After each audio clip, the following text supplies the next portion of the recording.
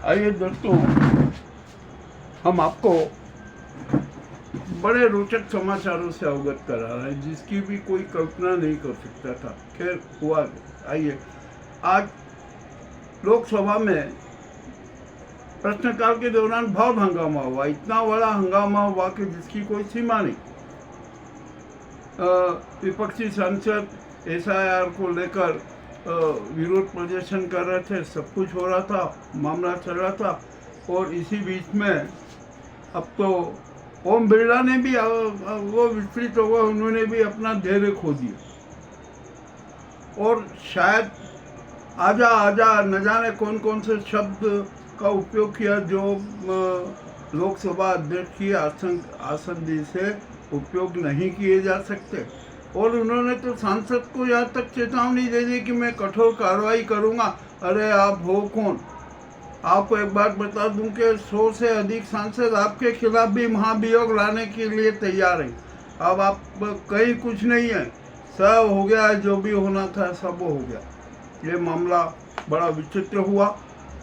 ये ओम बिरला की भी अब कुर्सी खिसकने वाली है, ऐसा लग रहा था। अरे अब अन्याय है ना, कब तक चलेगा? अन्याय का अंत होता है, शैतानों की शैतानियत समाप्त होती है, ये भी तय है, एक ये नियम है। खैर ठीक है, ओम बिरला जी के बारे में हम बात करेंगे। अभी मुझे आपको 2-3 ऐसे मुद्दे जिन पर अवगत कराना। ये ओम बिरला जी का मैंने इसलिए करा है कि ये आज की घटना है, लोकसभा की घटना है। और मारिए अपने आप को बिरला जी क्या समझ रहे हैं कि तानाशाह आप यहाँ लोकसभा अध्यक्ष बन के बैठ गए तो चाहे जैसे धमकाओगे, चाहे जो कुछ करोगे, अरे नाजीबाद नहीं चलेगा या आतंकवाद नहीं चलेगा। अब आप ख़त्म कीजिए, अब आप अपने घर पर बैठिए, आपके खिलाफ भी महाभियोग आएगा। राज्यसभा में 50 से ज़्यादा सांसद तैयार है और लोकसभा में 100 से अधिक सांसद आपके खिलाफ महाभियोग लाने के लिए तैयार हैं। चलिए, ये बात ख़त्म हो गई। अब चुनाव आयोग के बारे में आ जाते हैं। चुनाव आयोग तो अपने आप में न जाने क्या है। ये चुनाव आयोग नहीं है, ये तो गुजराती गैंग आयोग है, मोदी आयोग है, अमित शाह आयोग है। आखिरकार है क्या? ये ज्ञानेश कुमार जो कल प्रेस कॉन्फ्रेंस में वहाँ सूट बूट की चमक से आए थे ना, उनका सूट बूट इतना चमक रहा था ना, अब वो सूट बूट उनके लिए कफन बन गया। और जो लोकसभा के 83 जो प्रेस कॉन्फ्रेंस की बात हुई ना, जो लोकसभा में हंगामा हुआ और जो कल की इनकी प्रेस कॉन्फ्रेंस 83 मिनट चली ना, वो तो इनके लिए मृत्यु क्षण हो गई। ज्ञानेश कुमार के लिए ज्ञानेश कुमार कुछ न जवाब ही नहीं दे सके। अरे आप तो ऐसा लगा कि आप भाजपा के प्रवक्ता बन गए और ये भाजपा की प्रेस कॉन्फ्रेंस कर लो। ये मीडिया की प्रेस कॉन्फ्रेंस थी और हम जानते हैं कि मीडिया में भी गोदी मोदी मीडिया के लोगों को भेजे कि आप कुछ ज़्यादा प्रश्न मत पूछना और चुनाव आयोग के पक्ष वाले प्रश्न करना। उन्होंने किए नहीं, किए ना किए ये बात दूसरी है, किंतु मीडिया ने जो सच्चे पत्रकार थे ना, उन्होंने तो चुनाव आयोग की पोल ही खोल दी, चुनाव आयोग के शरीर पर कफन ही डाल दिया। ये भी कोई छिपा नहीं है। और जो ज्ञानेश कुमार गुप्ता ने जो जवाब दिए, जो बातें कही ना, वो ही सब उनके लिए जहर बन गई।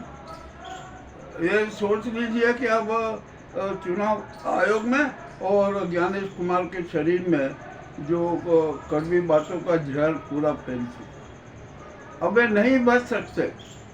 आज विपक्षी महागठबंधन और विपक्षी दल की बैठक हुई, उसमें सर्वानुमति से स्वीकार कर लिया कि चुनाव आयोग के जो बिल्डा है ना, ये अमित शाह के सचिव रहे हुए, उनके गुलाम हैं, उनके बंधुआ हैं, तो वो उनकी ही बात करेंगे, वे जनता की बात क्यों करेंगे, सच की बात क्यों करेंगे?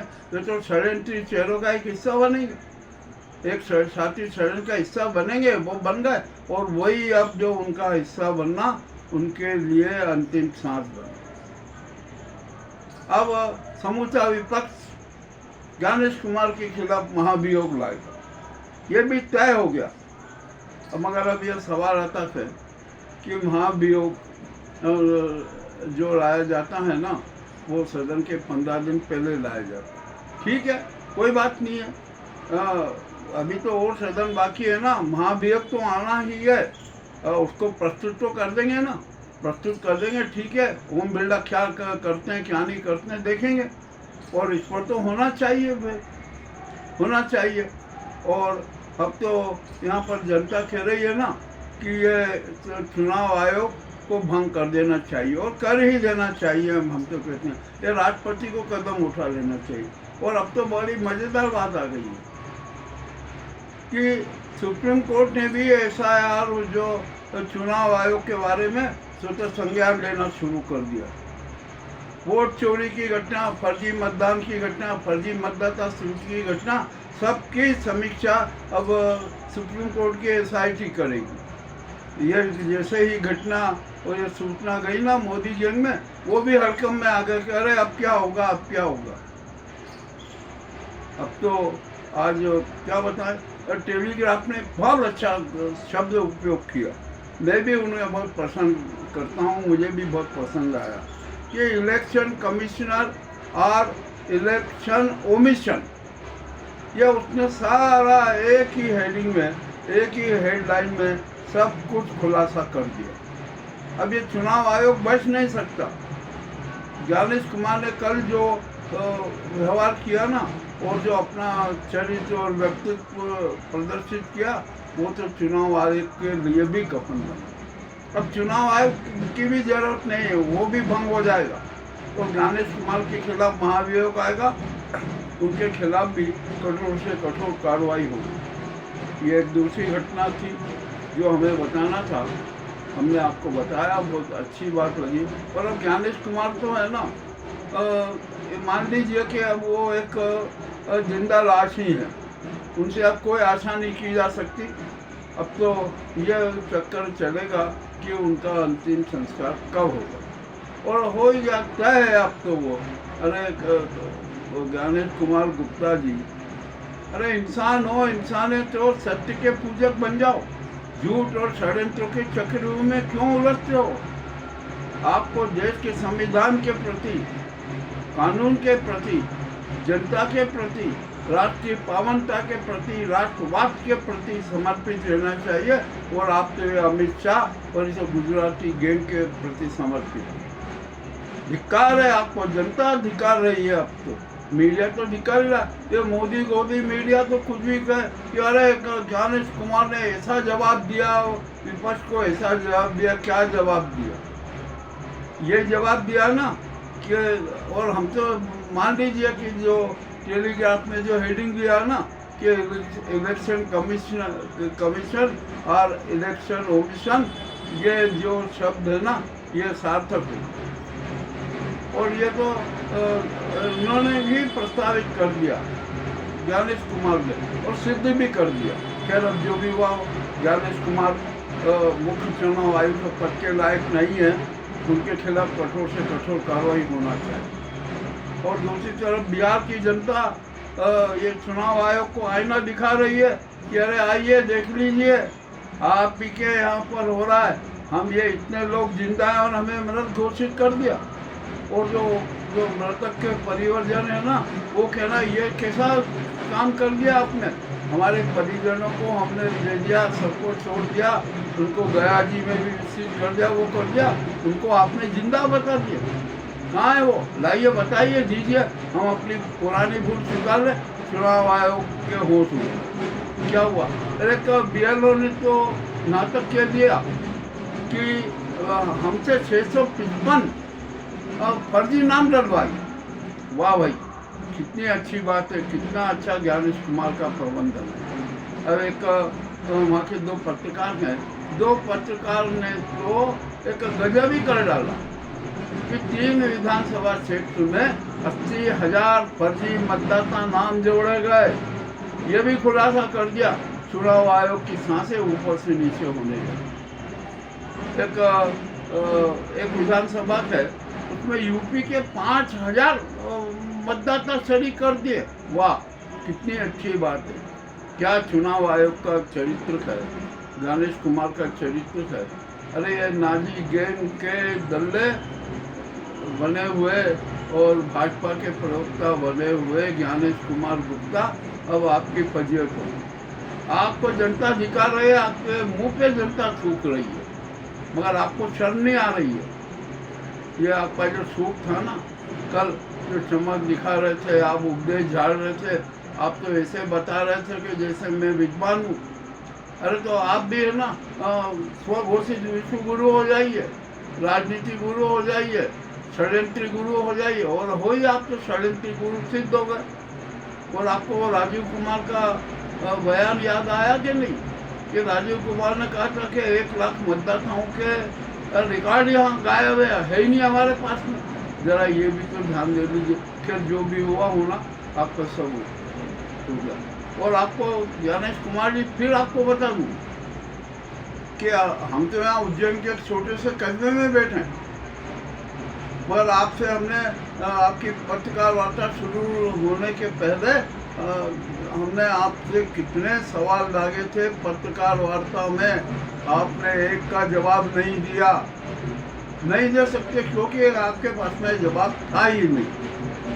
आप तो खाली ये दरिंदों और शिकारियों की गैंग के प्रवक्ता बने हुए थे। आपने अपना रोल निभाया और अब आप बदनाम हो गए। अब आपका अंतिम संस्कार महादेव के रूप में होगा, ये एक दूसरी लड़ी रूप में। अब आप एक आइए में तीसरी एक बड़ी घटना बता, वो भी अपने आप में विचित्र। कॉन्स्टिट्यूशन क्लब का चुनाव हुआ, 700 कुछ मतदाता थे उसमें, कुछ ने मतदान किया, कुछ ने बैलेट से मतदान किया, कुछ ने ये किया। अब वहाँ पर जो रूढ़ी विजयी घोषित किए, विपक्ष ने उनका साथ दिया। ये नाजी गैंग को आखिरी, बालियान को आखिरी कह रहे ये क्या हो गया। अब उन्होंने एक नया नाटक शुरू किया। उन्होंने कहा कि जो रूढ़ी जीते हैं ना, ये फर्जी मतदान से जीते हैं, फर्जी वोटिंग हुआ है।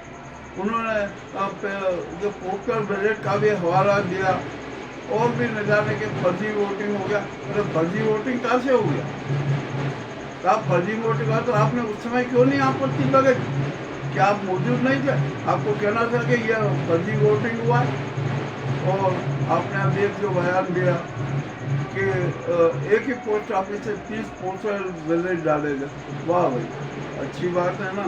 आप साथी षड्यंत्र तो रस्ते ही हैं, ये तो सिद्ध हो गया।